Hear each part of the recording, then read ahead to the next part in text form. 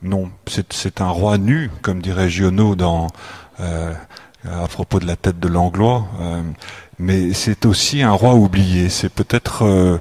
avec son frère cadet, Charles X, le roi oublié de l'histoire de la famille des Bourbons.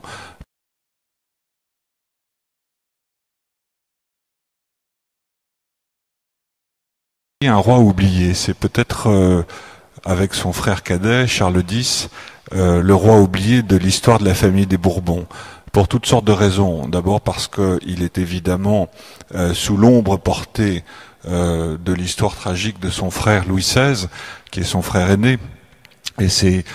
d'abord et avant tout un cadet, et je tâcherai de vous expliquer à quel point cette position de cadet, de deuxième de la famille, a contribué à la particularité de sa psychologie et l'a façonné psychologiquement à la fois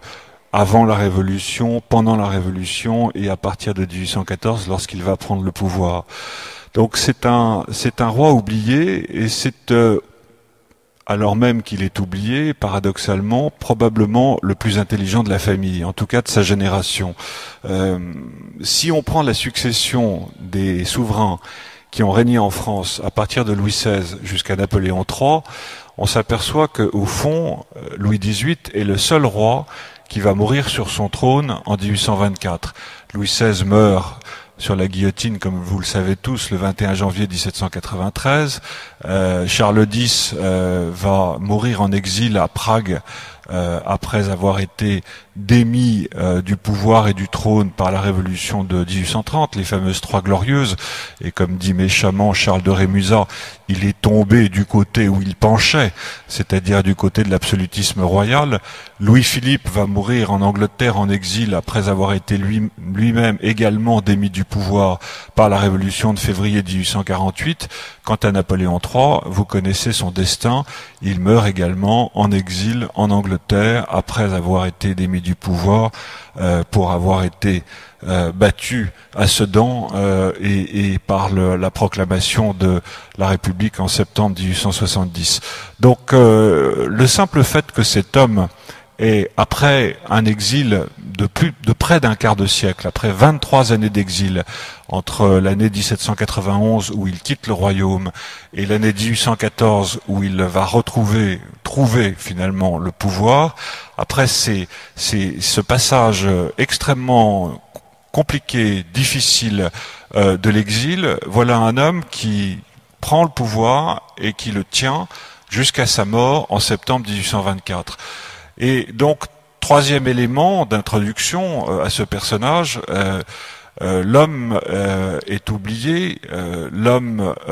est intelligent, et cette intelligence se manifeste particulièrement par un extraordinaire pragmatisme, une capacité d'adaptation, et c'est en cela que peut-être ce roi est plus que tout autre un roi de la transition entre ce qu'on appelait l'ancienne France et la nouvelle France, entre l'ancien régime et la France d'après la Révolution française. Un roi qui a été capable à la fois de ne pas oublier les traditions monarchiques d'ancien régime dont il s'est servi, je vous l'expliquerai particulièrement lorsqu'il revient en France en 1814, et qui en même temps a été capable de prendre en compte les principes, les intérêts et les acquis de la Révolution française, particulièrement dans cette charte constitutionnelle dont il est le père,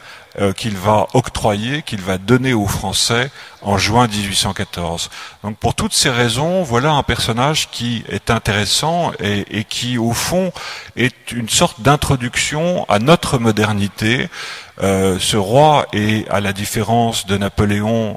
qui a été un empereur de la guerre, ce roi est un roi de la paix, ce roi est un roi du retour des libertés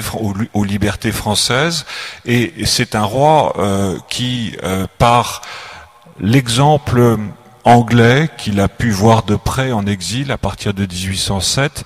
a été assez intelligent pour accepter le principe de ce qu'on pourrait appeler une monarchie constitutionnelle, au fond un principe extrêmement moderne, et qui a permis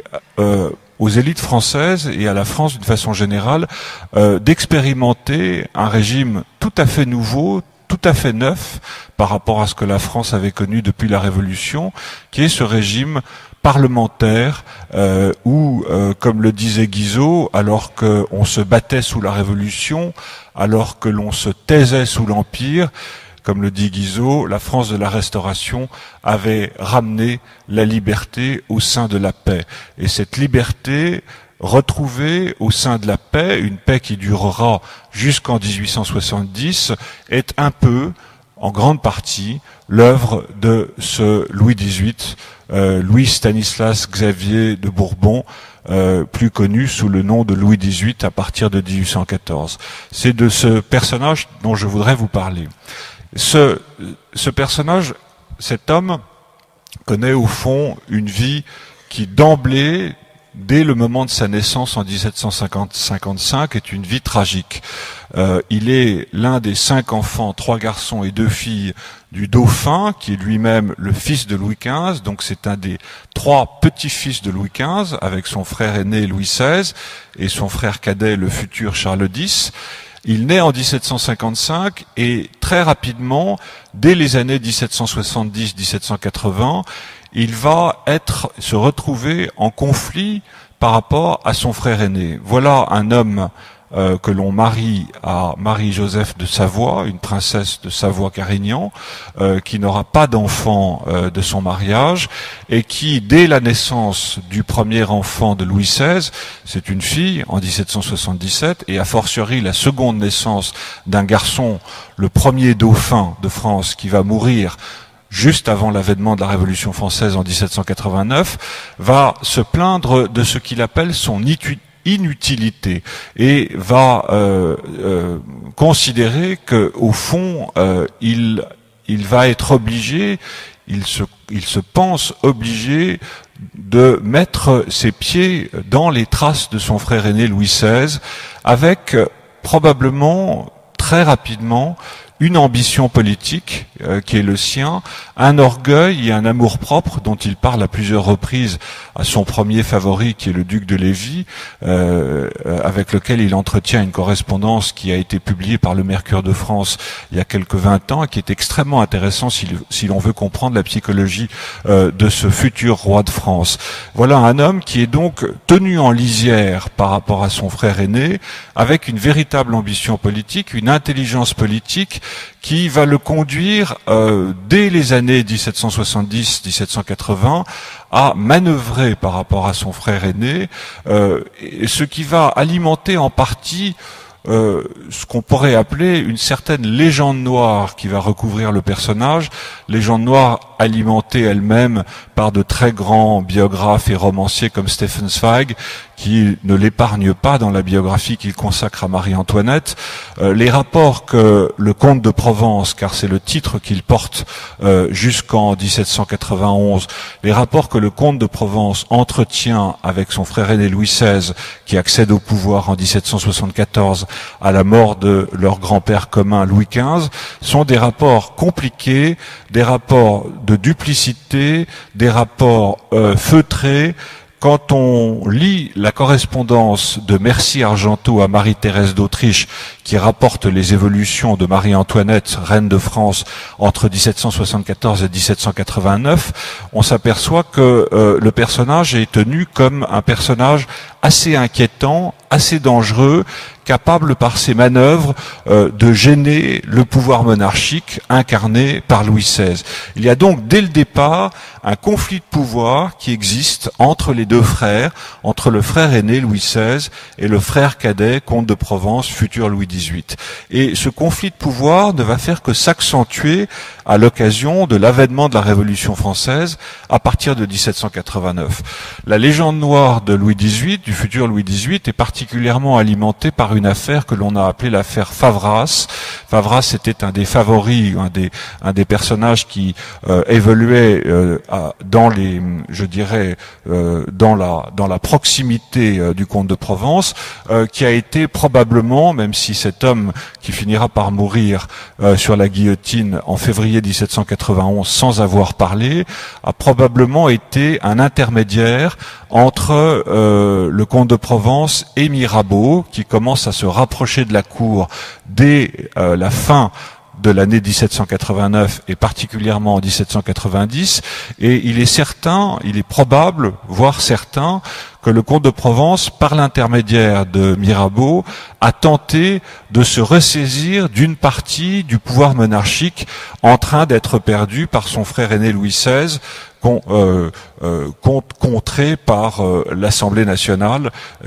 particulièrement à partir du mois d'octobre 1789, lorsque Louis XVI est contraint de quitter Versailles pour le palais des Tuileries à Paris. Et donc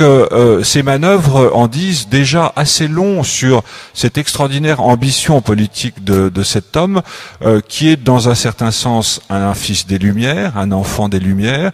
qui est nourri de littérature latine et de littérature contemporaine, à commencer par l'encyclopédie Diderot et d'Alembert,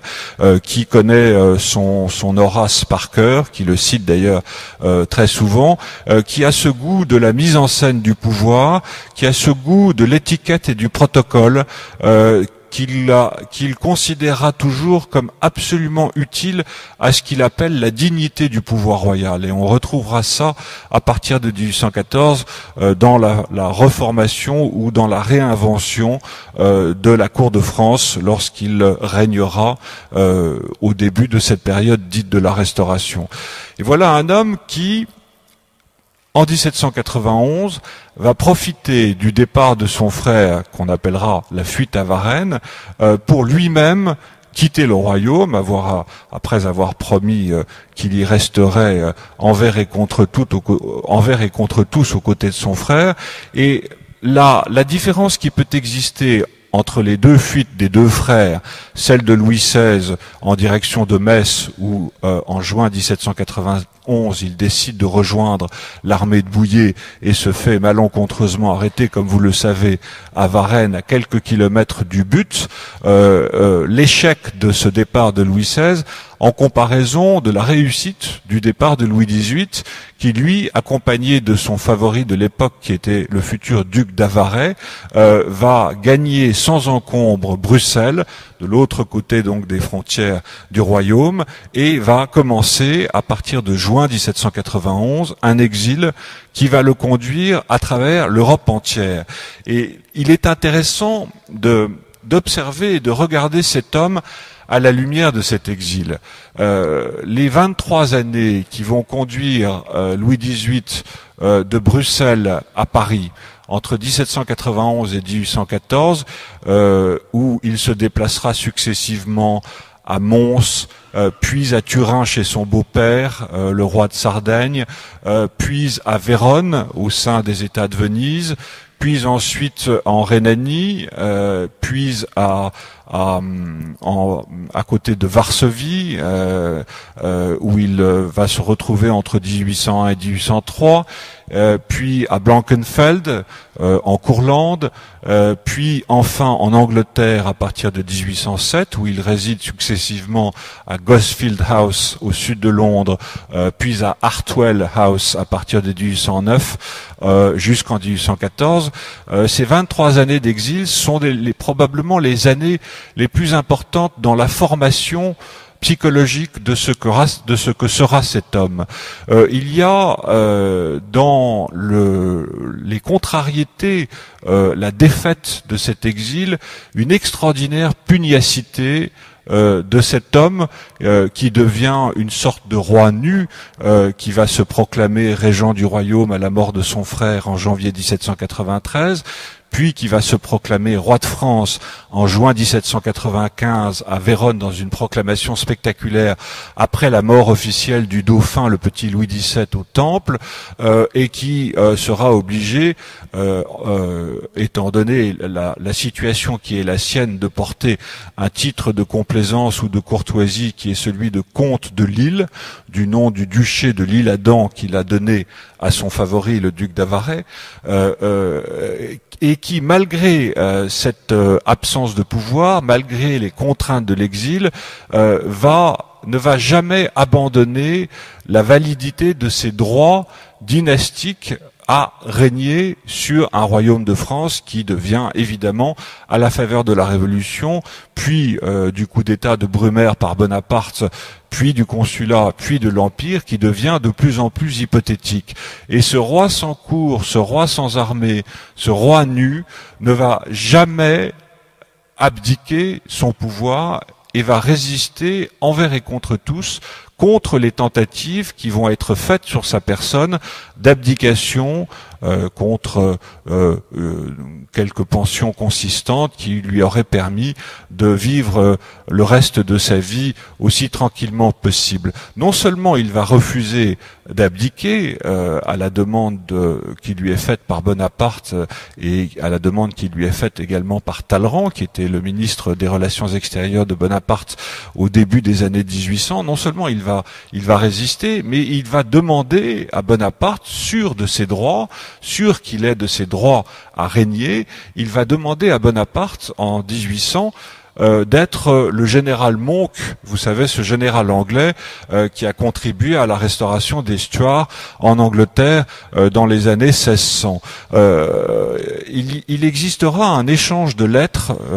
entre Louis XVIII et Bonaparte en 1800, où Louis XVIII fait écrire à Bonaparte par l'intermédiaire de ses agents à Paris, notamment l'abbé de la Mare et puis l'abbé de Montesquieu, car la particularité de cet homme, c'est qu'il a vécu en exil en étant toujours parfaitement renseigné de ce qui se passait en France et en ayant tenté d'ailleurs de retrouver le pouvoir par la voie parlementaire, notamment sous le Directoire. On sait que les conseils du Directoire vont avoir des majorités quasiment royalistes dans les années 1797-1798. Il a donc des agences de renseignement qui sont à Paris, Royer-Collard, l'abbé de Montesquieu dont je vous ai parlé, l'abbé de la Mare et beaucoup d'autres. Et par l'intermédiaire de ces hommes, il va faire porter une lettre à Bonaparte dans laquelle, sûr encore une fois de ses droits, il va lui demander de contribuer à son retour au pouvoir. On connaît la réponse cinglante de Bonaparte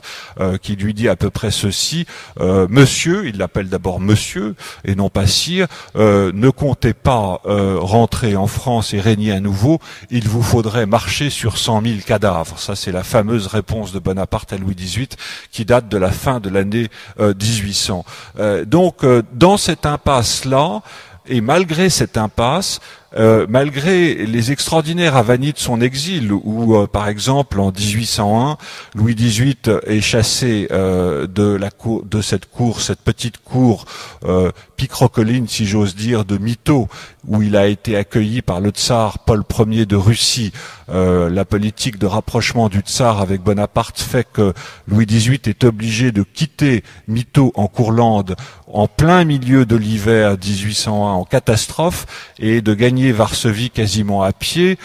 Il est à court d'argent, il est obligé de mettre en gage les bijoux, les diamants qui ont été donnés à la duchesse d'Angoulême, la fille de Louis XVI, devenue la duchesse d'Angoulême par le mariage de la dauphine avec l'un des fils du frère cadet de Louis XVIII, Charles X. Il va être obligé de mettre ses bijoux en gage pour obtenir un prêt et pour survivre à Varsovie jusqu'en 1804. On sait aussi qu'en 1807, alors qu'il est à nouveau chassé par les victoires napoléoniennes de Friedland et d'Eylau, il va attendre plusieurs jours sur un bateau suédois en rade de Yarmouth sur les côtes anglaises avant d'être accepté par le régent d'Angleterre et avant de pouvoir résider en Angleterre de 1807 à 1814. Et malgré ces épisodes, je dirais, extraordinairement cruels qu'il a connus au cours de son exil, à aucun moment il ne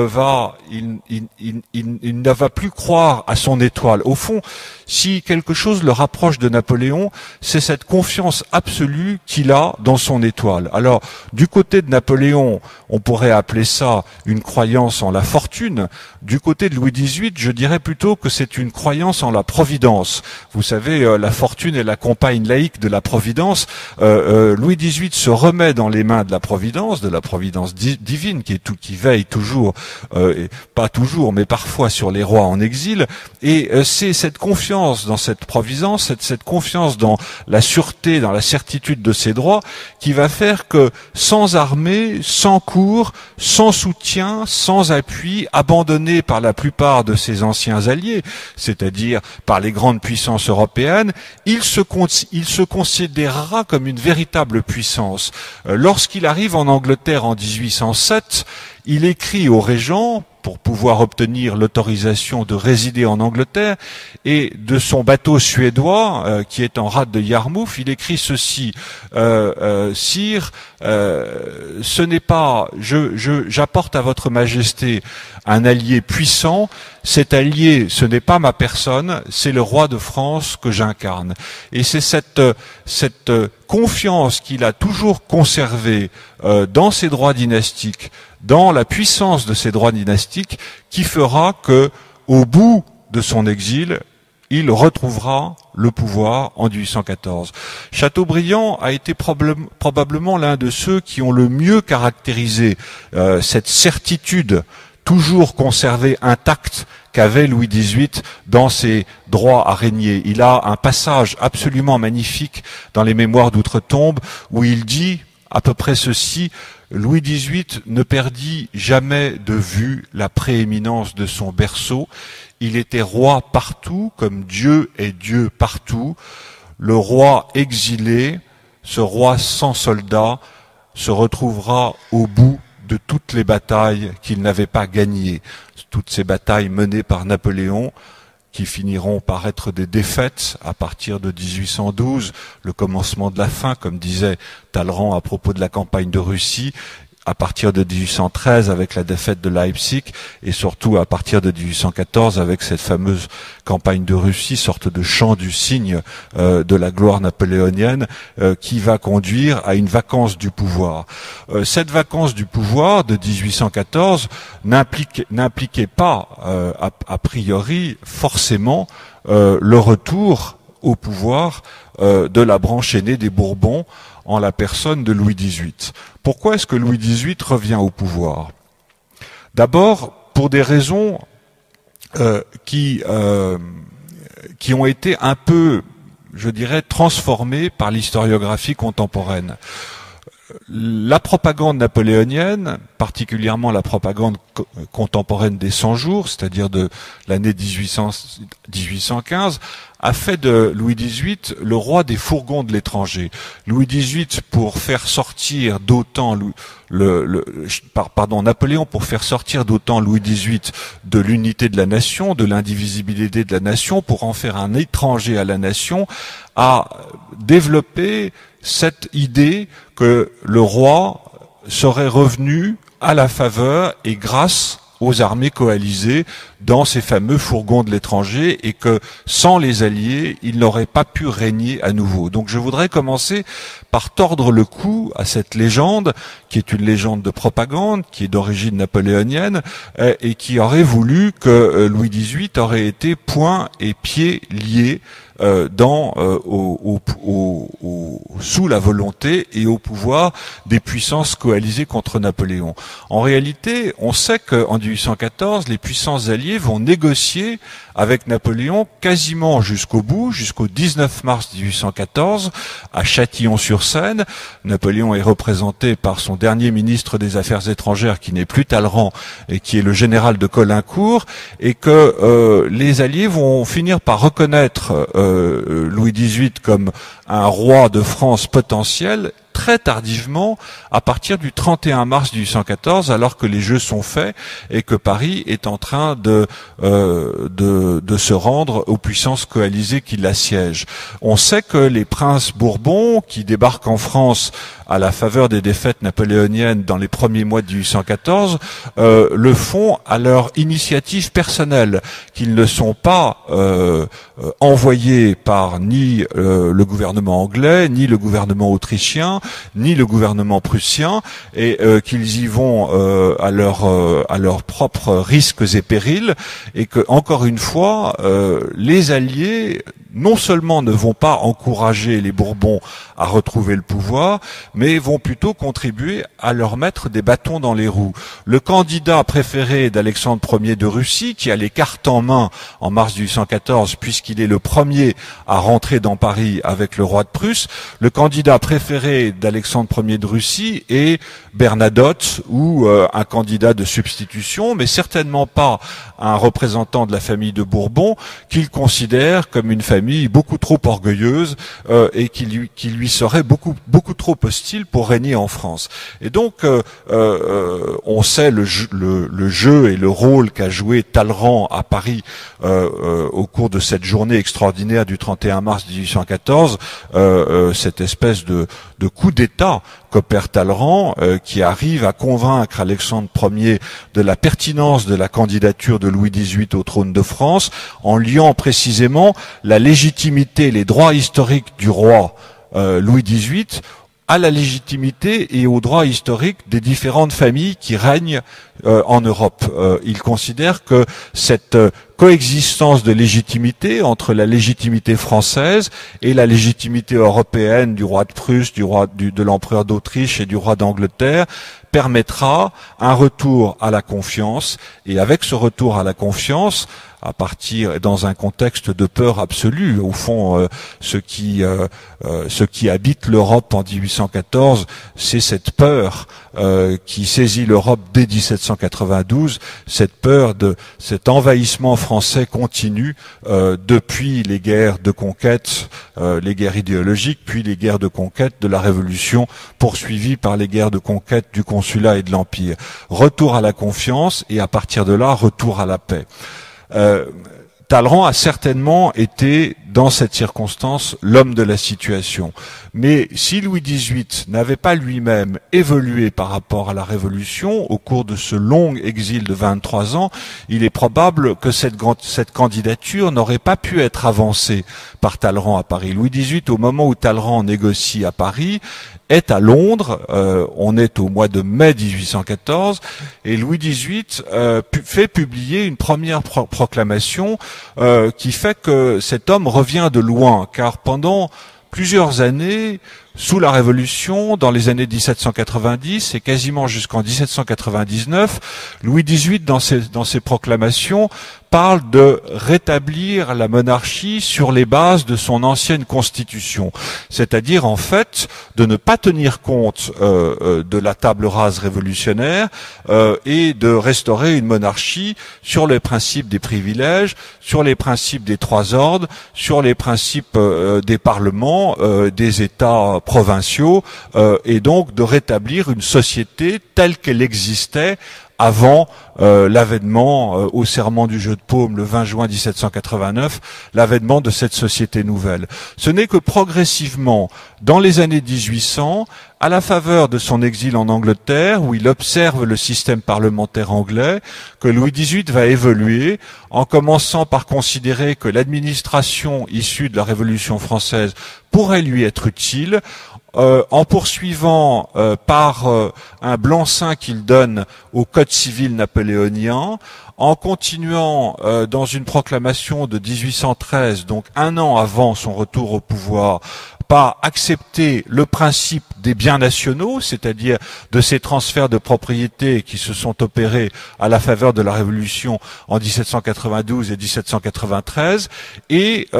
en promettant une amnistie pour les, entre guillemets, coupables de la Révolution, y compris les régicides de 1793, qui n'étaient tout de même pas rien de la part du propre frère de celui qui avait été guillotiné place de la Révolution le 21 janvier 1793. Louis XVIII est donc prêt à reconnaître les acquis de la Révolution, mais il n'est pas prêt à abdiquer de son pouvoir. Il a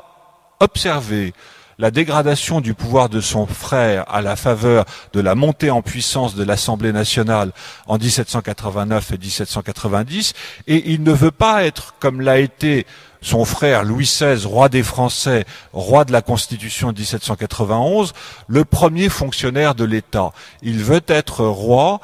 par non seulement par ses droits dynastiques, mais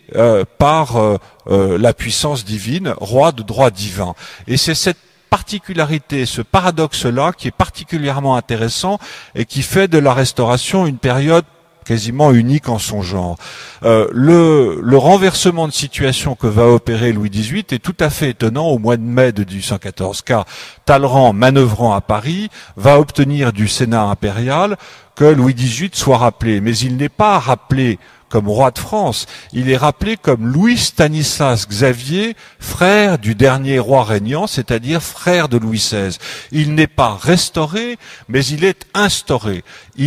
Sa souveraineté ne précède pas la souveraineté de la nation, mais c'est la nation qui, par l'intermédiaire du Sénat conservateur de l'Empire, lui confère le pouvoir monarchique. Cette situation d'infériorité du pouvoir monarchique par rapport au pouvoir national est une situation qui ne peut pas convenir à Louis XVIII. Et donc Louis XVIII, lorsqu'il rentre en France en mai 1814, va opérer un renversement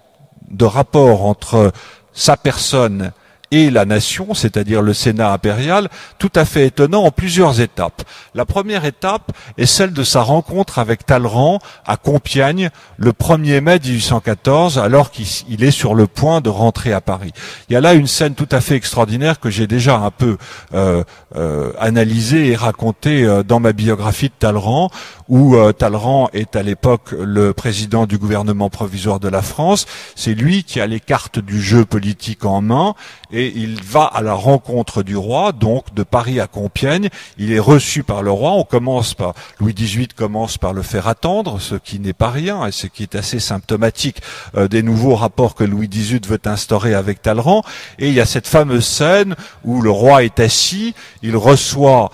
Talleyrand dans son cabinet, et il lui dit à peu près ceci: Prince, je suis charmé de vous revoir. Si vous aviez eu raison, vous me diriez: asseyons-nous et causons, et comme c'est moi qui ai eu raison et qui au bout du compte ai gagné, je vous dis: asseyez-vous et causons. Et ça donne absolument, à travers ce trait d'esprit,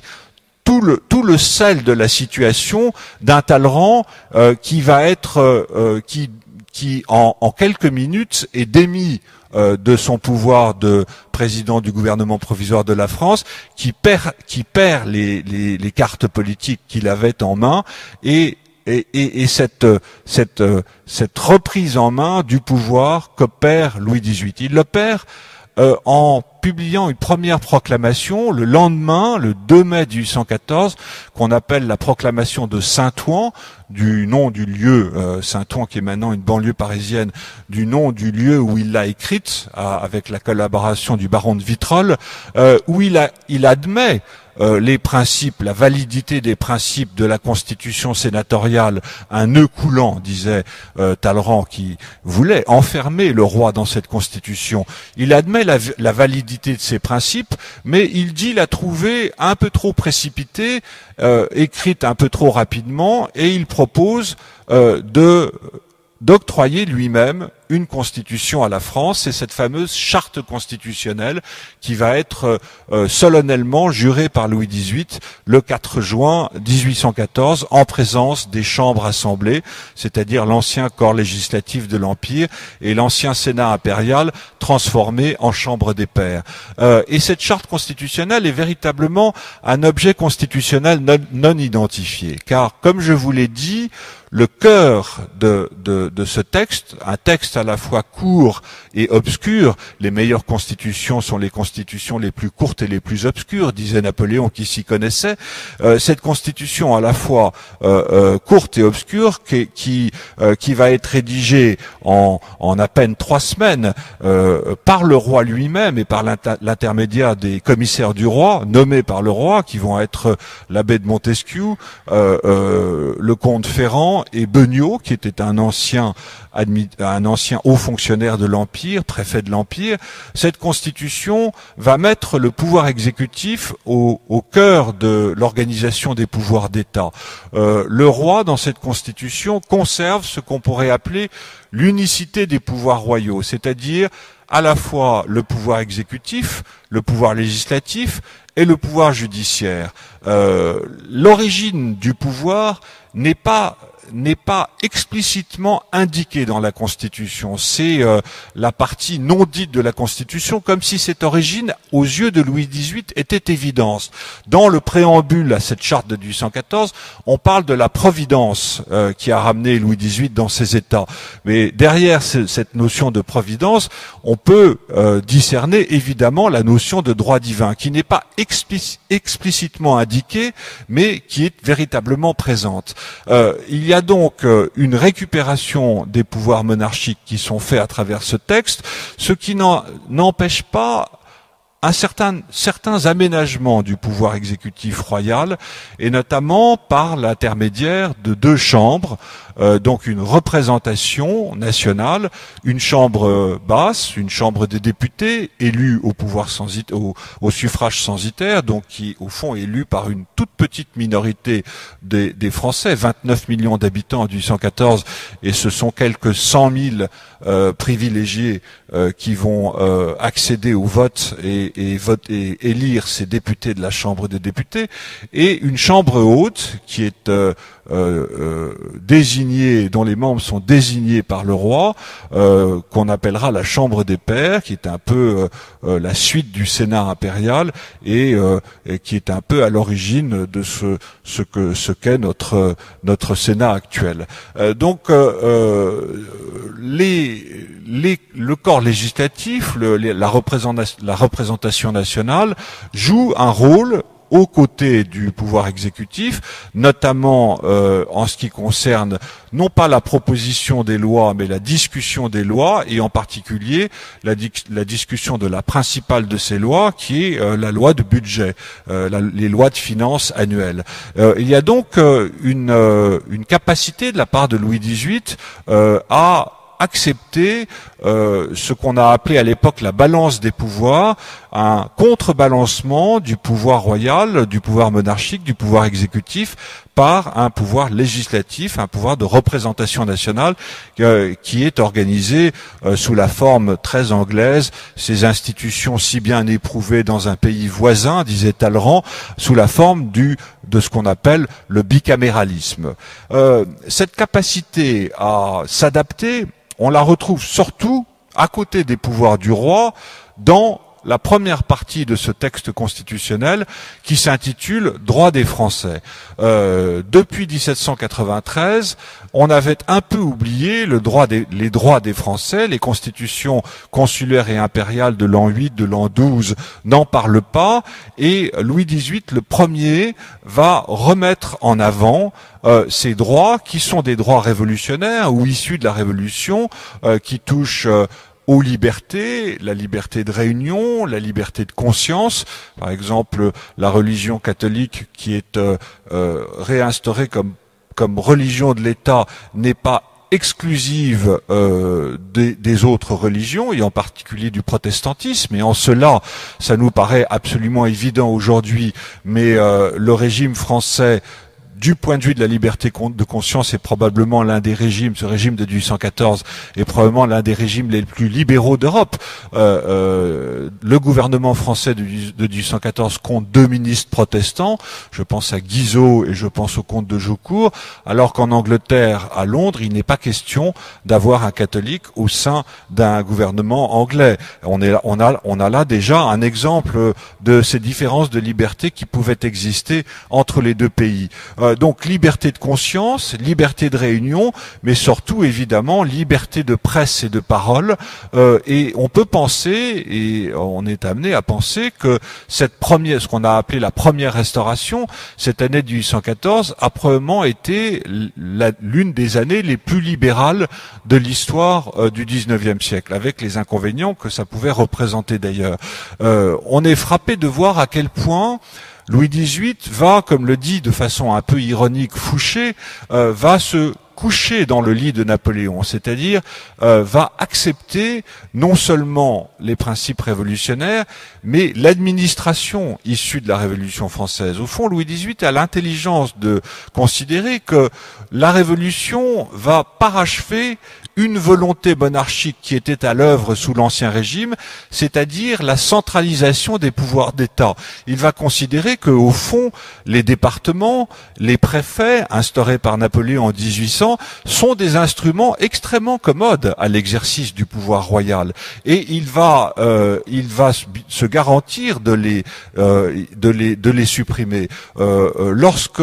son neveu, le duc d'Angoulême, arrive à Toulouse en juin 1814 et qu'il est accueilli par la noblesse de Toulouse, qui lui demande le rétablissement des États du Languedoc, le neveu de Louis XVIII répond qu'au fond, il préfère, quant à lui, de loin, un préfet du Lot-et-Garonne plutôt que les anciens États du Languedoc, qui étaient ces fameux corps intermédiaires, en opposition avec le pouvoir monarchique. On sait que l'une des raisons, l'une des causes de l'avènement de la Révolution française, ça a été ce conflit de pouvoir entre le pouvoir parlementaire d'Ancien Régime et le pouvoir monarchique lui-même. La Révolution a eu le bon air et la bonne idée de supprimer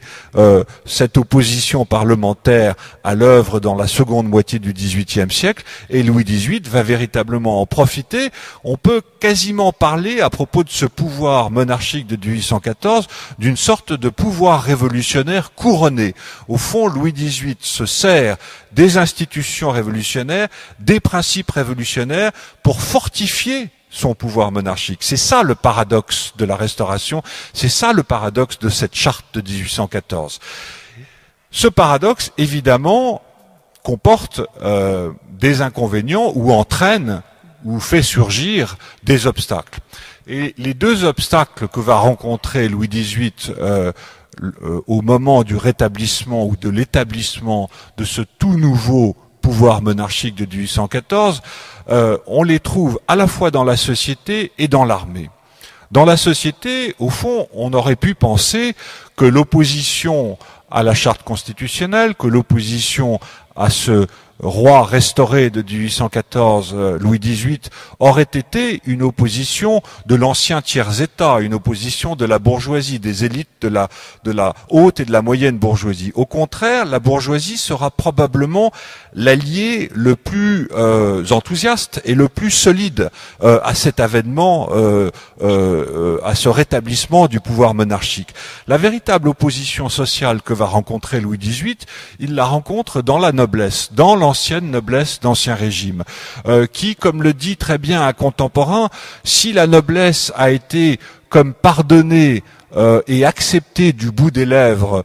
par Bonaparte à la faveur de l'amnistie accordée aux émigrés en 1802, elle va revenir triomphalement en 1814, considérant que le rétablissement du pouvoir monarchique est aussi et devrait être aussi le rétablissement de ses propres pouvoirs, c'est-à-dire de ses droits et privilèges de second ordre du royaume qu'était la noblesse avant 1789. C'est précisément ce que ne veut pas Louis XVIII. Au fond, il y a quelque chose de Louis XIVien dans la psychologie et dans la façon de gouverner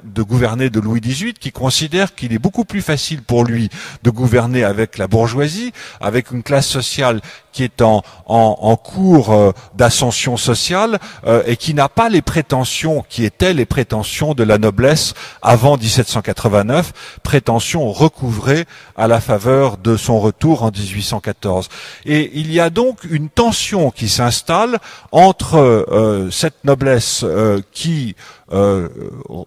est à la recherche, pour reprendre le titre d'une caricature célèbre qu'il a brocarde en 1814, à la recherche permanente de places, des cordons, des pensions, et qui va être frustré, au fond, de n'occuper qu'une position secondaire dans l'agencement des pouvoirs d'État qu'organise Louis XVIII en 1814.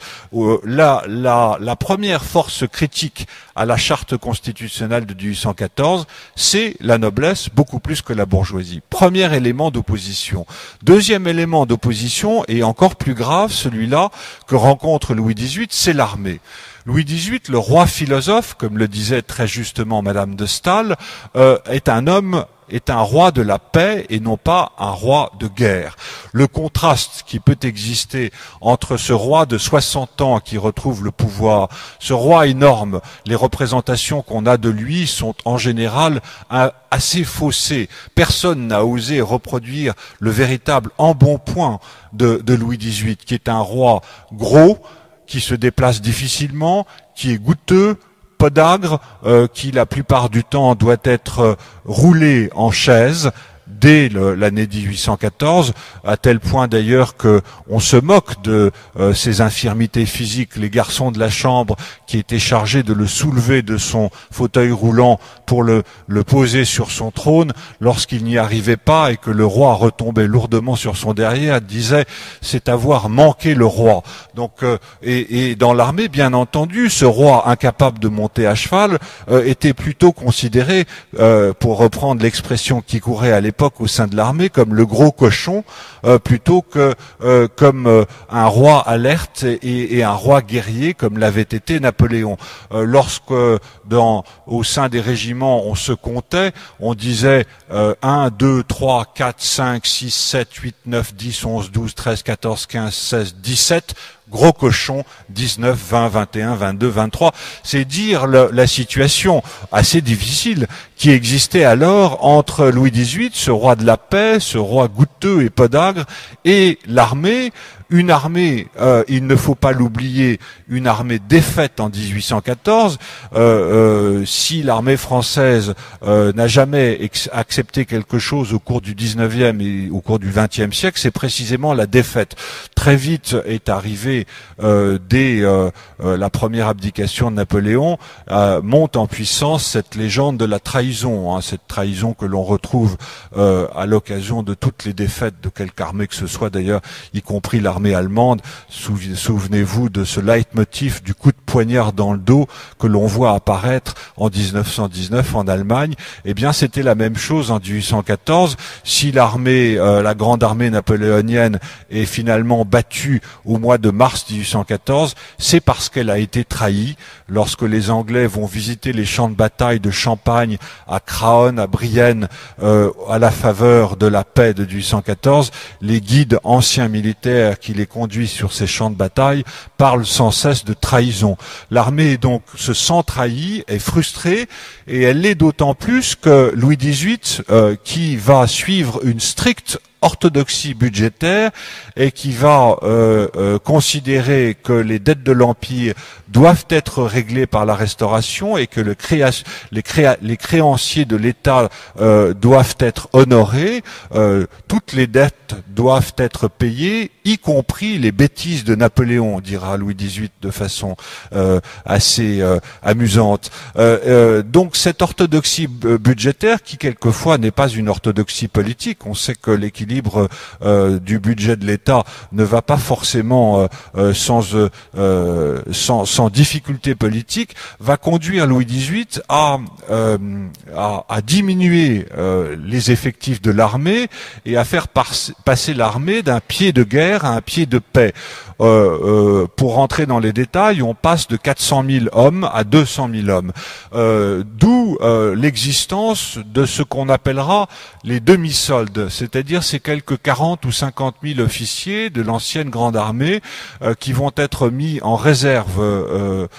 des effectifs et qui vont être payés à la demi-solde, c'est-à-dire des émoluments qui représentent la moitié de ce qu'ils gagnaient jusqu'alors, ce qui va évidemment créer une frustration. Et si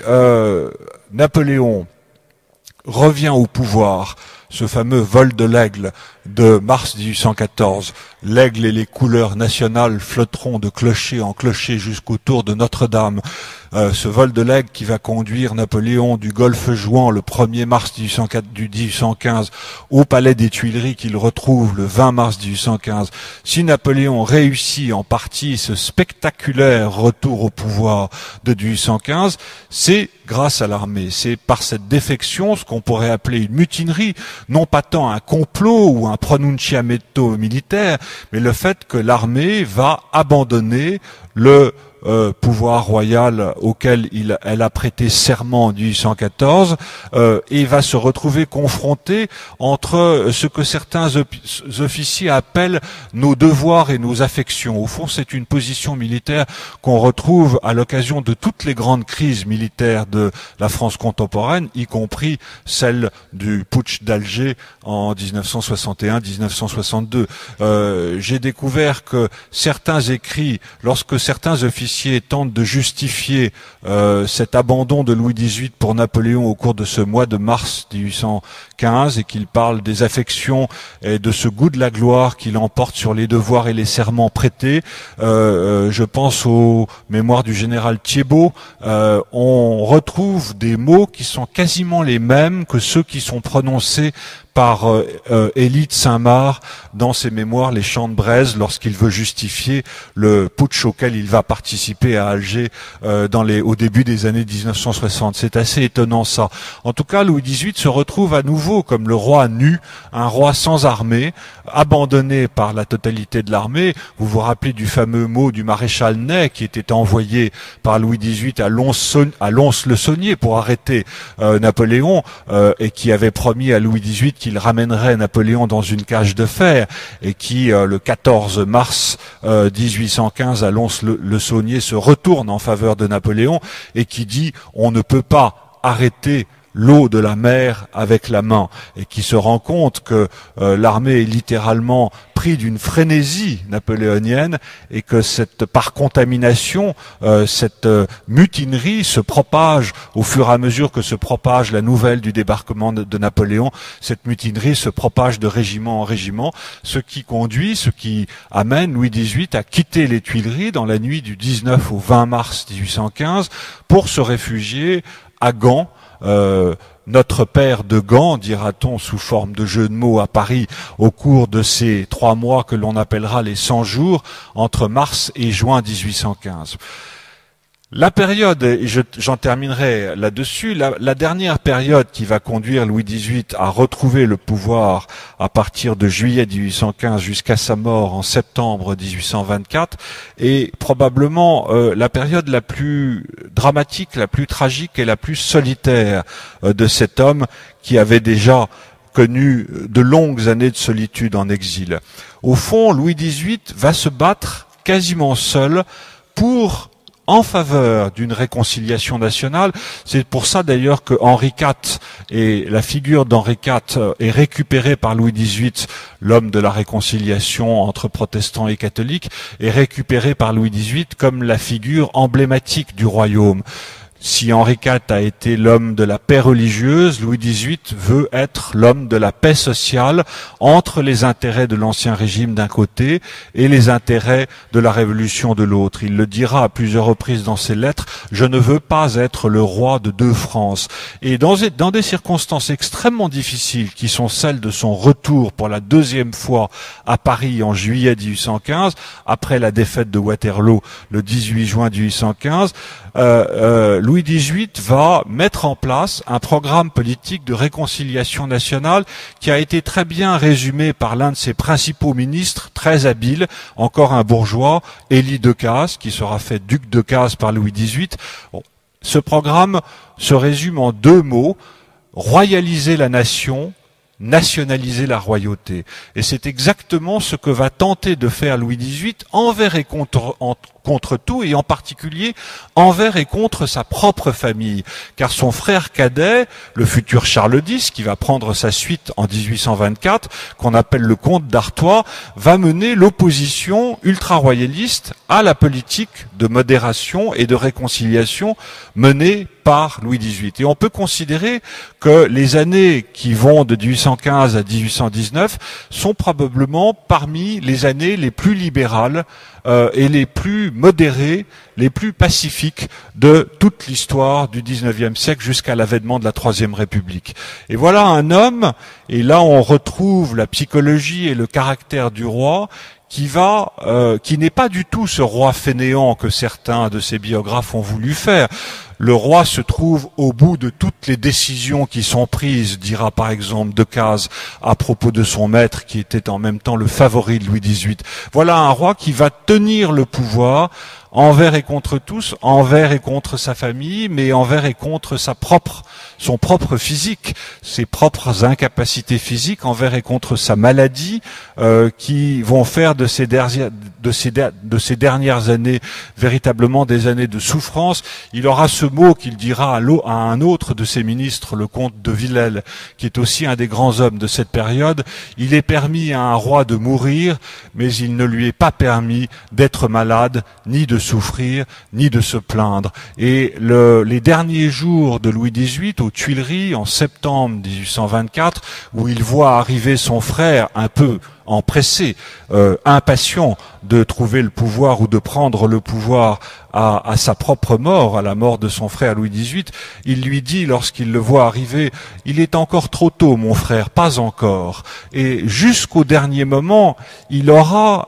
conservera ce qu'il a toujours appelé, depuis l'exil jusqu'à son retour en France en 1814, il conservera intact ce qu'il appelle la dignité de ma couronne. Et cette dignité royale, Chateaubriand le dit également très bien dans ses mémoires d'outre-tombe, et probablement avec le pragmatisme politique qui a été le sien, l'élément le plus étonnant, le plus singulier, le plus spectaculaire de l'histoire de ce roi méconnu dont je vous ai un peu trop longuement parlé, qu'a été Louis XVIII. Merci de votre attention.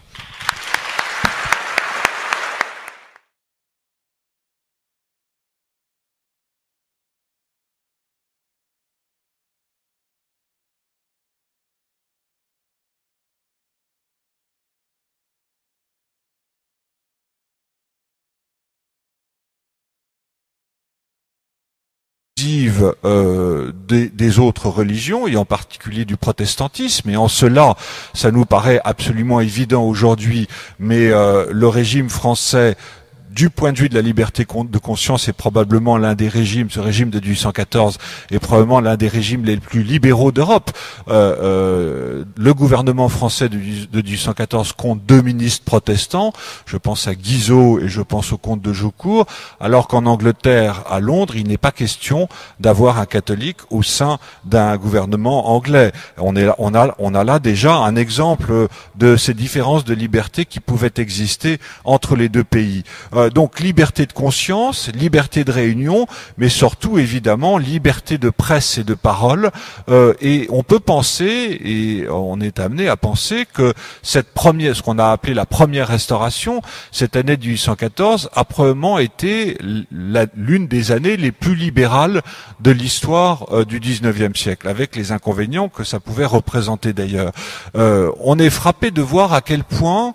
Louis XVIII va, comme le dit de façon un peu ironique Fouché, va se coucher dans le lit de Napoléon, c'est-à-dire va accepter non seulement les principes révolutionnaires, mais l'administration issue de la Révolution française. Au fond, Louis XVIII a l'intelligence de considérer que la Révolution va parachever une volonté monarchique qui était à l'œuvre sous l'Ancien Régime, c'est-à-dire la centralisation des pouvoirs d'État. Il va considérer que, au fond, les départements, les préfets, instaurés par Napoléon en 1800, sont des instruments extrêmement commodes à l'exercice du pouvoir royal. Et il va se garantir de les supprimer. Lorsque son neveu, le duc d'Angoulême, arrive à Toulouse en juin 1814 et qu'il est accueilli par la noblesse de Toulouse, qui lui demande le rétablissement des États du Languedoc, le neveu de Louis XVIII répond qu'au fond, il préfère, quant à lui, de loin, un préfet du Lot-et-Garonne plutôt que les anciens États du Languedoc, qui étaient ces fameux corps intermédiaires, en opposition avec le pouvoir monarchique. On sait que l'une des raisons, l'une des causes de l'avènement de la Révolution française, ça a été ce conflit de pouvoir entre le pouvoir parlementaire d'Ancien Régime et le pouvoir monarchique lui-même. La Révolution a eu le bon air et la bonne idée de supprimer cette opposition parlementaire à l'œuvre dans la seconde moitié du XVIIIe siècle, et Louis XVIII va véritablement en profiter. On peut quasiment parler, à propos de ce pouvoir monarchique de 1814, d'une sorte de pouvoir révolutionnaire couronné. Au fond, Louis XVIII se sert des institutions révolutionnaires, de ce tout nouveau pouvoir monarchique de 1814, on les trouve à la fois dans la société et dans l'armée. Dans la société, au fond, on aurait pu penser que l'opposition à la charte constitutionnelle, que l'opposition à ce roi restauré de 1814, Louis XVIII, aurait été une opposition de l'ancien tiers-État, une opposition de la bourgeoisie, des élites de la haute et de la moyenne bourgeoisie. Au contraire, la bourgeoisie sera probablement l'allié le plus enthousiaste et le plus solide à cet avènement, à ce rétablissement du pouvoir monarchique. La véritable opposition sociale que va rencontrer Louis XVIII, il la rencontre dans la noblesse, dans l'ancienne noblesse d'Ancien Régime, qui, comme le dit très bien un contemporain, si la noblesse a été comme pardonnée et acceptée du bout des lèvres par Bonaparte à la faveur de l'amnistie accordée aux émigrés en 1802, elle va revenir triomphalement en 1814, considérant que le rétablissement du pouvoir monarchique est aussi et devrait être aussi le rétablissement de ses propres pouvoirs, c'est-à-dire de ses droits et privilèges de second ordre du royaume qu'était la noblesse avant 1789. C'est précisément ce que ne veut pas Louis XVIII. Au fond, il y a quelque chose de Louis XIVien dans la psychologie et dans la façon de gouverner de Louis XVIII, qui considère qu'il est beaucoup plus facile pour lui de gouverner avec la bourgeoisie, avec une classe sociale qui est en cours d'ascension sociale et qui n'a pas les prétentions qui étaient les prétentions de la noblesse avant 1789, prétentions recouvrées à la faveur de son retour en 1814. Et il y a donc une tension qui s'installe entre cette noblesse qui est à la recherche, pour reprendre le titre d'une caricature célèbre qu'il a brocarde en 1814, à la recherche permanente de places, des cordons, des pensions, et qui va être frustré, au fond, de n'occuper qu'une position secondaire dans l'agencement des pouvoirs d'État qu'organise Louis XVIII en 1814. La première force critique à la charte constitutionnelle de 1814, c'est la noblesse, beaucoup plus que la bourgeoisie. Premier élément d'opposition. Deuxième élément d'opposition, et encore plus grave, celui-là que rencontre Louis XVIII, c'est l'armée. Louis XVIII, le roi philosophe, comme le disait très justement Madame de Staël, est un roi de la paix et non pas un roi de guerre. Le contraste qui peut exister entre ce roi de 60 ans qui retrouve le pouvoir, ce roi énorme, les représentations qu'on a de lui sont en général un Louis XVIII qui est un roi gros, qui se déplace difficilement, qui est goûteux, podagre, qui la plupart du temps doit être roulé en chaise dès l'année 1814, à tel point d'ailleurs que on se moque de ses infirmités physiques. Les garçons de la chambre qui étaient chargés de le soulever de son fauteuil roulant pour le poser sur son trône, lorsqu'il n'y arrivait pas et que le roi retombait lourdement sur son derrière, disaient c'est avoir manqué le roi. Donc et dans l'armée, bien entendu, ce roi incapable de monter à cheval était plutôt considéré, pour reprendre l'expression qui courait à l'époque au sein de l'armée, comme le gros cochon, plutôt que comme un roi alerte et un roi guerrier comme l'avait été Napoléon. Lorsque au sein des régiments on se comptait, on disait 1, 2, 3, 4, 5, 6, 7, 8, 9, 10, 11, 12, 13, 14, 15, 16, 17, gros cochon, 19, 20, 21, 22, 23. C'est dire la situation assez difficile qui existait alors entre Louis XVIII, ce roi de la paix, ce roi goûteux et podagre, et l'armée. Une armée, il ne faut pas l'oublier, une armée défaite en 1814. Si l'armée française n'a jamais accepté quelque chose au cours du 19e et au cours du 20e siècle, c'est précisément la défaite. Très vite est arrivé, dès la première abdication de Napoléon, monte en puissance cette légende de la trahison, cette trahison que l'on retrouve à l'occasion de toutes les défaites de quelque armée que ce soit d'ailleurs, y compris la l'armée allemande. Souvenez-vous de ce leitmotiv du coup de poignard dans le dos que l'on voit apparaître en 1919 en Allemagne. Eh bien, c'était la même chose en 1814. Si l'armée, la grande armée napoléonienne est finalement battue au mois de mars 1814, c'est parce qu'elle a été trahie. Lorsque les Anglais vont visiter les champs de bataille de Champagne, à Craonne, à Brienne, à la faveur de la paix de 1814, les guides anciens militaires qui les conduisent sur ces champs de bataille parlent sans cesse de trahison. L'armée donc se sent trahie, est frustrée, et elle l'est d'autant plus que Louis XVIII, qui va suivre une stricte orthodoxie budgétaire et qui va considérer que les dettes de l'Empire doivent être réglées par la Restauration et que les créanciers de l'État doivent être honorés. Toutes les dettes doivent être payées, y compris les bêtises de Napoléon, dira Louis XVIII de façon assez amusante. Donc cette orthodoxie budgétaire, qui quelquefois n'est pas une orthodoxie politique, on sait que l'équilibre du budget de l'État ne va pas évident aujourd'hui, mais le régime français, du point de vue de la liberté de conscience, est probablement l'un des régimes, ce régime de 1814 est probablement l'un des régimes les plus libéraux d'Europe. Le gouvernement français de 1814 compte 2 ministres protestants, je pense à Guizot et je pense au comte de Jaucourt, alors qu'en Angleterre, à Londres, il n'est pas question d'avoir un catholique au sein d'un gouvernement anglais. On a là déjà un exemple de ces différences de liberté qui pouvaient exister entre les deux pays. Donc liberté de conscience, liberté de réunion, mais surtout évidemment liberté de presse et de parole.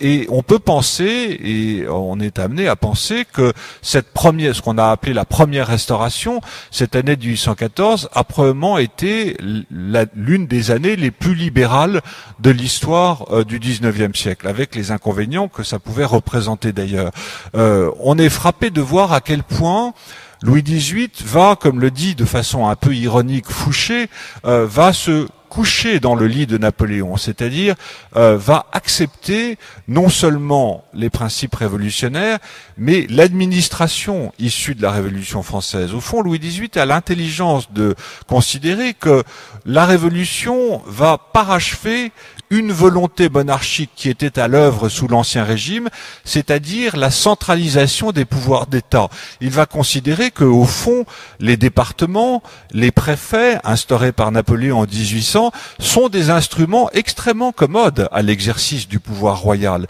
Et il va se garantir de les supprimer. Lorsque son neveu, le duc d'Angoulême, arrive à Toulouse en juin 1814 et qu'il est accueilli par la noblesse de Toulouse, qui lui demande le rétablissement des États du Languedoc, le neveu de Louis XVIII répond qu'au fond,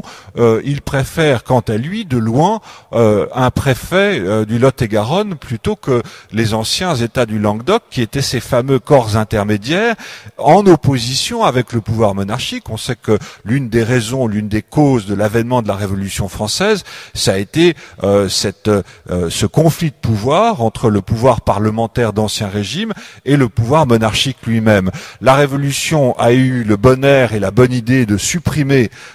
cette opposition parlementaire à l'œuvre dans la seconde moitié du XVIIIe siècle, et Louis XVIII va véritablement en profiter. On peut quasiment parler, à propos de ce pouvoir monarchique de 1814, d'une sorte de pouvoir révolutionnaire couronné. Au fond, Louis XVIII se sert des institutions révolutionnaires, des principes révolutionnaires pour fortifier son pouvoir monarchique. C'est ça le paradoxe de la Restauration, c'est des lois, mais la discussion des lois, et en particulier la discussion de la principale de ces lois, qui est la loi de budget, les lois de finances annuelles. Il y a donc une capacité de la part de Louis XVIII à accepter ce qu'on a appelé à l'époque la balance des pouvoirs, un contrebalancement du pouvoir royal, du pouvoir monarchique, du pouvoir exécutif, par un pouvoir législatif, un pouvoir de représentation nationale qui est organisé sous la forme très anglaise, ces institutions si bien éprouvées dans un pays voisin, disait Talleyrand, sous la forme de ce qu'on appelle le bicaméralisme. Cette capacité à s'adapter, on la retrouve surtout à côté des pouvoirs du roi dans la première partie de ce texte constitutionnel qui s'intitule « Droits des Français ». Depuis 1793, on avait un peu oublié les droits des Français. Les constitutions consulaires et impériales de l'an 8, de l'an 12 n'en parlent pas. Et Louis XVIII, le premier, va remettre en avant ces droits qui sont des droits révolutionnaires ou issus de la Révolution, qui touchent aux libertés, la liberté de réunion, la liberté de conscience. Par exemple, la religion catholique qui est réinstaurée comme religion de l'État n'est pas exclusive des autres religions, et en particulier du protestantisme. Et en cela, ça nous paraît absolument évident aujourd'hui, mais le régime français, du point de vue de la liberté de conscience, est probablement l'un des régimes, ce régime de 1814 est probablement l'un des régimes les plus libéraux d'Europe. Le gouvernement français de 1814 compte 2 ministres protestants, je pense à Guizot et je pense au comte de Jaucourt, alors qu'en Angleterre, à Londres, il n'est pas question d'avoir un catholique au sein d'un gouvernement anglais. On a là déjà un exemple de ces différences de liberté qui pouvaient exister entre les deux pays. Donc liberté de conscience, liberté de réunion, mais surtout évidemment liberté de presse et de parole. Et on peut penser, et on est amené à penser que cette première, ce qu'on a appelé la première restauration, cette année de 1814, a probablement été l'une des années les plus libérales de l'histoire du XIXe siècle, avec les inconvénients que ça pouvait représenter d'ailleurs. On est frappé de voir à quel point Louis XVIII va, comme le dit de façon un peu ironique Fouché, va se coucher dans le lit de Napoléon, c'est-à-dire va accepter non seulement les principes révolutionnaires, mais l'administration issue de la Révolution française. Au fond, Louis XVIII a l'intelligence de considérer que la Révolution va parachever donc une représentation nationale, une chambre basse, une chambre des députés élue au pouvoir au suffrage censitaire, donc qui au fond est élue par une toute petite minorité des Français, 29 millions d'habitants en 1814, et ce sont quelques 100 000 privilégiés qui vont accéder au vote et élire ces députés de la Chambre des députés, et une chambre haute qui est désignée, dont les membres sont désignés par le roi, qu'on appellera la Chambre des Pairs, qui est un peu la suite du Sénat impérial et qui est un peu à l'origine de ce qu'est notre Sénat actuel. Donc le corps législatif, la représentation nationale joue un rôle aux côtés du pouvoir exécutif, notamment en ce qui concerne non pas la proposition des lois, mais la discussion des lois, et en particulier la discussion de la principale de ces lois, qui est la loi de budget, les lois de finances annuelles. Il y a donc une capacité de la part de Louis XVIII à accepter ce qu'on a appelé à l'époque la balance des pouvoirs, un contrebalancement du pouvoir royal, du pouvoir monarchique, du pouvoir exécutif par un pouvoir législatif, un pouvoir de représentation nationale qui est organisé sous la forme très anglaise, ces institutions si bien éprouvées dans un pays voisin, disait Talleyrand, sous la forme de ce qu'on appelle le bicaméralisme. Cette capacité à s'adapter, on la retrouve surtout à côté des pouvoirs du roi dans la première partie de ce texte constitutionnel qui s'intitule « Droits des Français ». Depuis 1793, on avait un peu oublié les droits des Français. Les constitutions consulaires et impériales de l'an 8, de l'an 12 n'en parlent pas. Et Louis XVIII, le premier, va remettre en avant ces droits qui sont des droits révolutionnaires ou issus de la Révolution, qui touchent aux libertés, la liberté de réunion, la liberté de conscience. Par exemple, la religion catholique qui est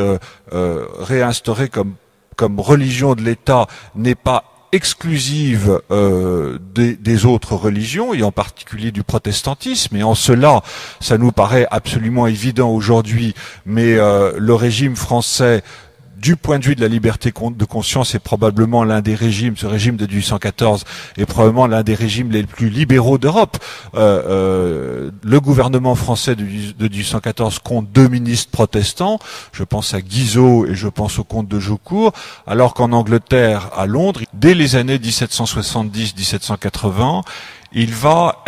se retrouver en conflit par rapport à son frère aîné. Voilà un homme que l'on marie à Marie-Joseph de Savoie, une princesse de Savoie-Carignan, qui n'aura pas d'enfant de son mariage, et qui, dès la naissance du premier enfant de Louis XVI, c'est une fille en 1777, et a fortiori la seconde naissance d'un garçon, le premier dauphin de France, qui va mourir juste avant l'avènement de la Révolution française en 1789, va se plaindre de ce qu'il appelle son inutilité, et va considérer que au fond il va être obligé, il se pense obligé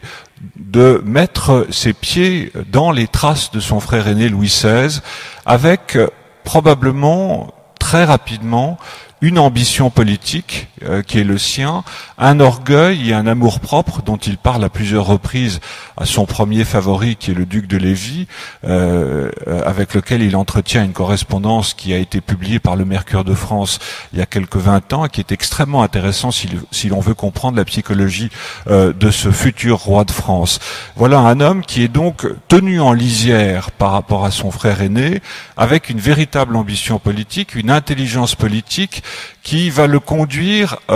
dès les années 1770-1780 à manœuvrer par rapport à son frère aîné, ce qui va alimenter en partie ce qu'on pourrait appeler une certaine légende noire qui va recouvrir le personnage, légende noire alimentée elle-même par de très grands biographes et romanciers comme Stefan Zweig, qui ne l'épargne pas dans la biographie qu'il consacre à Marie-Antoinette. Les rapports que le comte de Provence, car c'est le titre qu'il porte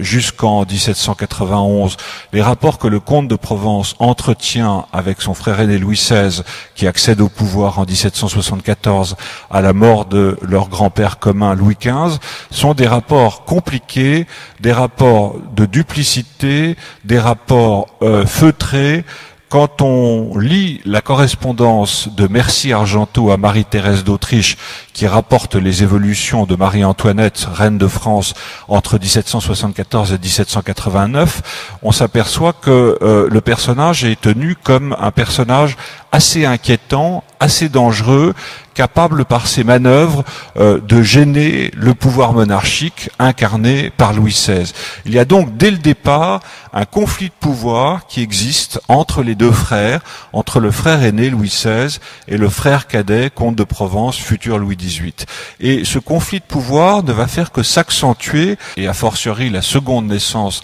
d'un garçon, le premier dauphin de France, qui va mourir juste avant l'avènement de la Révolution française en 1789, va se plaindre de ce qu'il appelle son inutilité, et va considérer que au fond il va être obligé, il se pense obligé de mettre ses pieds dans les traces de son frère aîné Louis XVI, avec probablement très rapidement une ambition politique qui est le sien, un orgueil et un amour-propre dont il parle à plusieurs reprises à son premier favori qui est le duc de Lévis, avec lequel il entretient une correspondance qui a été publiée par le Mercure de France il y a quelques 20 ans, et qui est extrêmement intéressant si l'on veut comprendre la psychologie de ce futur roi de France. Voilà un homme qui est donc tenu en lisière par rapport à son frère aîné, avec une véritable ambition politique, une intelligence politique qui va le conduire dès les années 1770-1780 à manœuvrer par rapport à son frère aîné, ce qui va alimenter en partie ce qu'on pourrait appeler une certaine légende noire qui va recouvrir le personnage, légende noire alimentée elle-même par de très grands biographes et romanciers comme Stefan Zweig, qui ne l'épargne pas dans la biographie qu'il consacre à Marie-Antoinette. Les rapports que le comte de Provence, car c'est le titre qu'il porte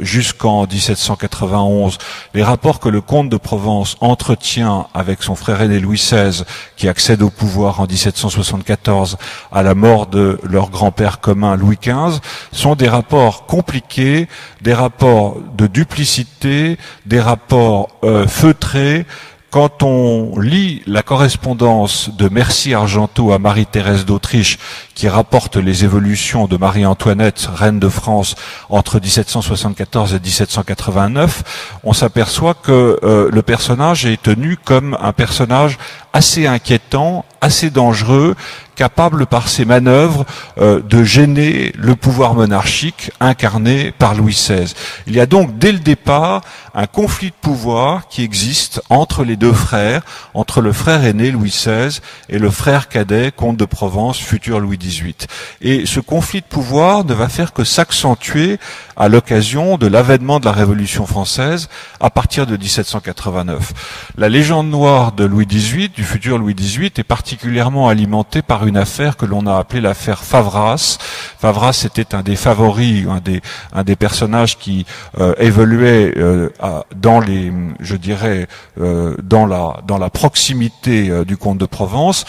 qui a été probablement monarchique du pouvoir exécutif par un pouvoir législatif, un pouvoir de représentation nationale qui est organisé sous la forme très anglaise, ces institutions si bien éprouvées dans un pays voisin, disait Talleyrand, sous la forme de ce qu'on appelle le bicaméralisme. Cette capacité à s'adapter, on la retrouve surtout à côté des pouvoirs du roi dans la première partie de ce texte constitutionnel qui s'intitule « Droits des Français ». Depuis 1793, on avait un peu oublié les droits des Français. Les constitutions consulaires et impériales de l'an 8, de l'an 12 n'en parlent pas. Et Louis XVIII, le premier, va remettre en avant ces droits qui sont des droits révolutionnaires ou issus de la Révolution, qui touchent aux libertés, la liberté de réunion, la liberté de conscience. Par exemple, la religion catholique qui est réinstaurée comme religion de l'État n'est pas exclusive des autres religions, et en particulier du protestantisme. Et en cela, ça nous paraît absolument évident aujourd'hui, mais le régime français, du point de vue de la liberté de conscience, est probablement l'un des régimes, ce régime de 1814 est probablement l'un des régimes les plus libéraux d'Europe. Le gouvernement français de 1814 compte 2 ministres protestants, je pense à Guizot et je pense au comte de Jaucourt, alors qu'en Angleterre, à Londres, il n'est pas question d'avoir un catholique au sein d'un gouvernement anglais. On a là déjà un exemple de ces différences de liberté qui pouvaient exister entre les deux pays. Donc liberté de conscience, liberté de réunion, mais surtout évidemment liberté de presse et de parole.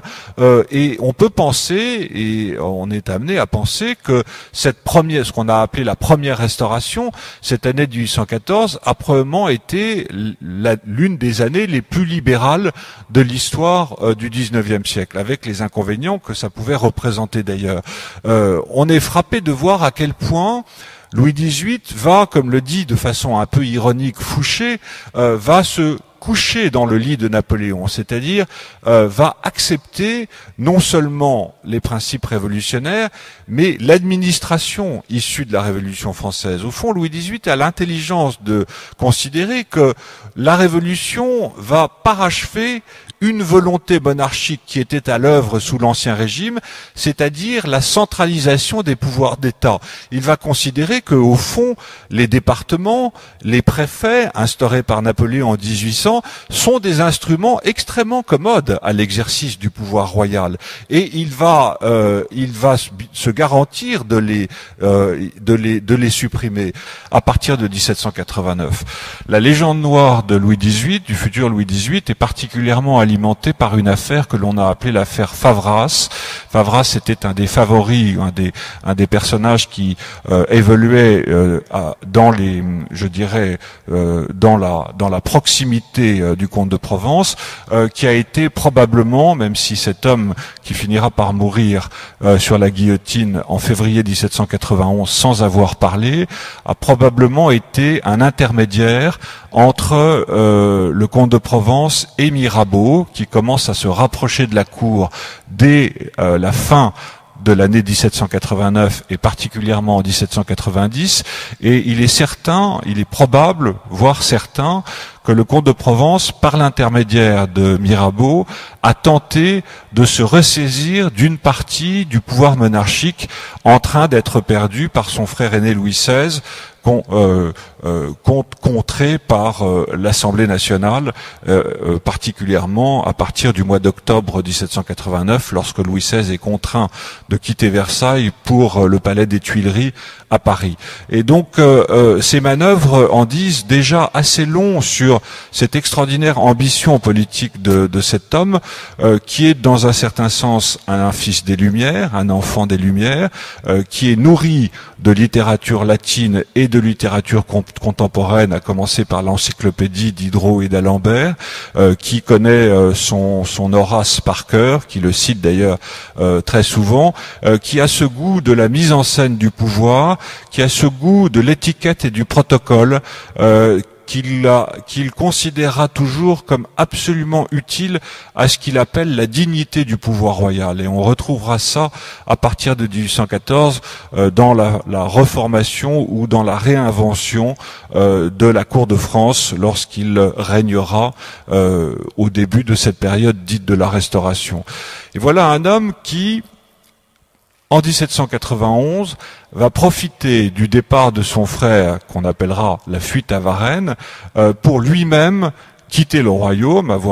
après avoir promis qu'il y resterait envers et contre tous aux côtés de son frère. Et la différence qui peut exister entre les deux fuites des deux frères, celle de Louis XVI en direction de Metz, où en juin 1791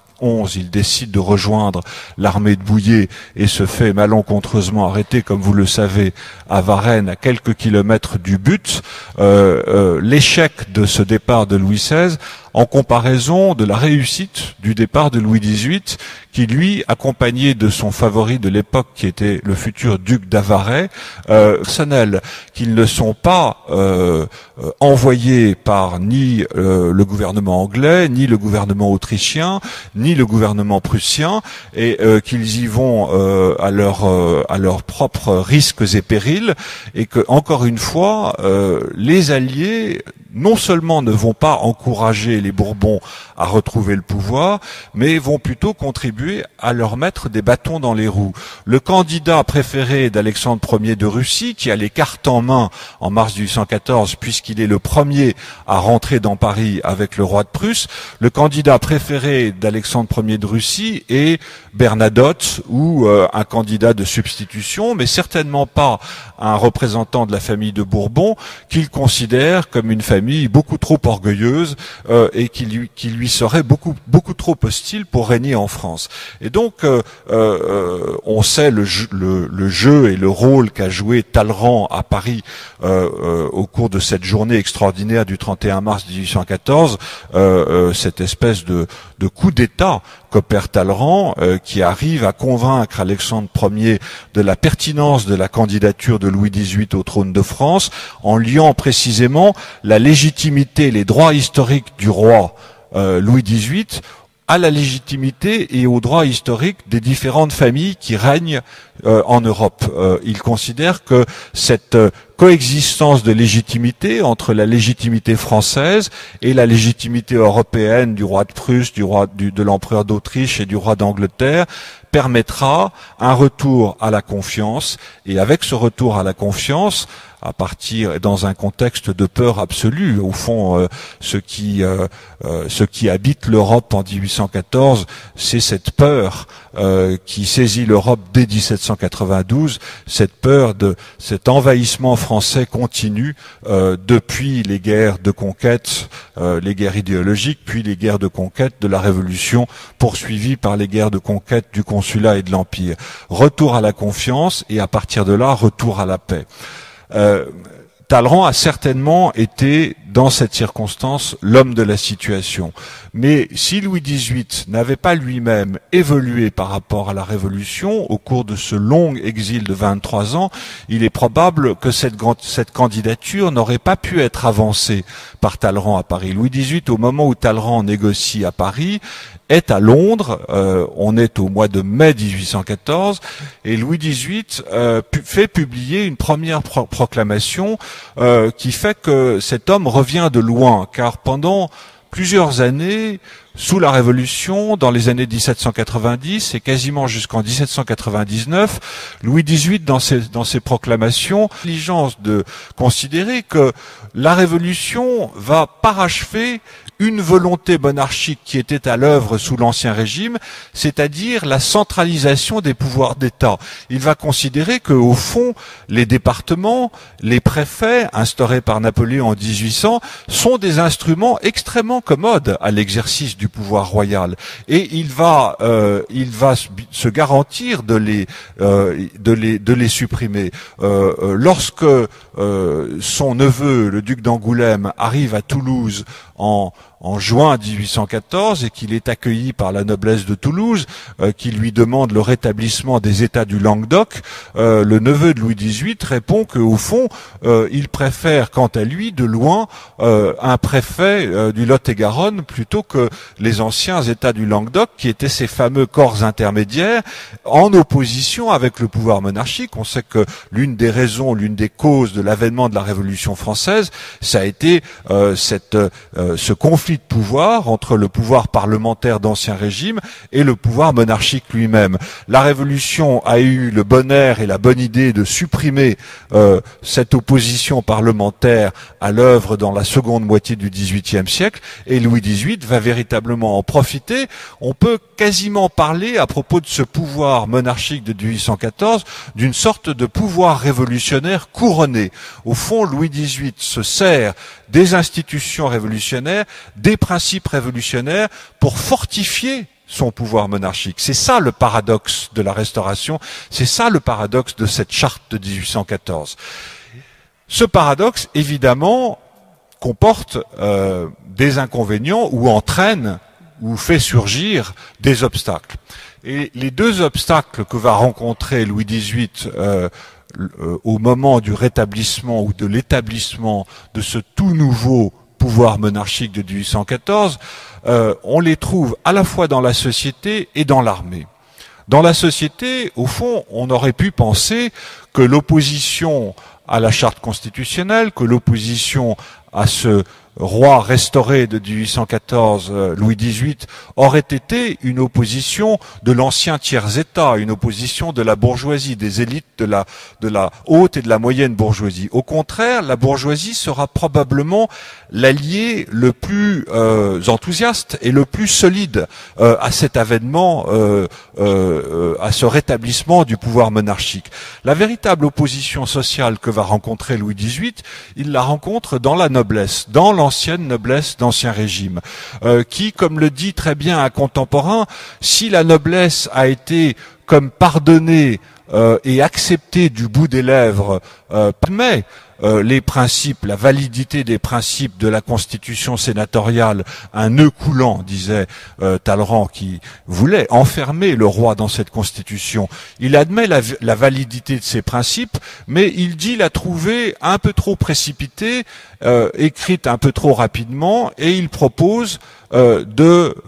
d'octroyer lui-même une constitution à la France, c'est cette fameuse charte constitutionnelle qui va être solennellement jurée par Louis XVIII le 4 juin 1814 en présence des chambres assemblées, c'est-à-dire l'ancien corps législatif de l'Empire et l'ancien Sénat impérial transformé en chambre des pairs. Et cette charte constitutionnelle est véritablement un objet constitutionnel non identifié, car comme je vous l'ai dit, le cœur de ce texte, un texte à la fois court et obscur, les meilleures constitutions sont les constitutions les plus courtes et les plus obscures, disait Napoléon qui s'y connaissait, cette constitution à la fois courte et obscure qui va être rédigée en à peine 3 semaines par le roi lui-même et par l'intermédiaire des commissaires du roi, nommés par le roi, qui vont être l'abbé de Montesquieu, le comte Ferrand, et Beugnot, qui était un ancien